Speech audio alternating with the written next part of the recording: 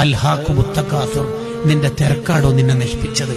ഹത്താ സുർത്തുമുൽ മഖാബിർ, ഖബറിലെത്തുന്നവരെ തിരക്കുണ്ടാവും. ഖബറിലേക്ക് പോകുമ്പോ കഫൻ പുടക്ക് കീശയില്ലാത്തോണ്ട് ഫോണൊന്നും കൊണ്ടുപോകാത്തോണ്ട്, 2 ഫോണും വലുതും ചെറുതും കൊണ്ടുപോകാത്തോണ്ട് അവിടെ പ്രത്യേകിച്ച് തിരക്കൊന്നും ഉണ്ടാവില്ല. അവിടെ അനങ്ങാണ്ട് കിടക്കാം.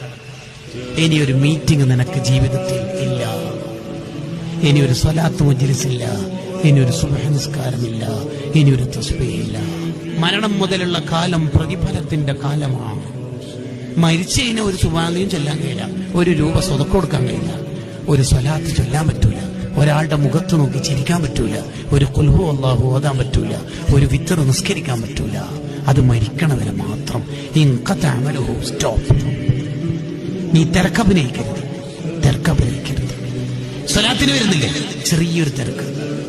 മീറ്റിങ്ങിന് വരുന്നില്ലേ, ഇന്ന് കുറച്ച് ഷോപ്പിൽ തിരക്കുണ്ട്. പണിയെടുക്കണം.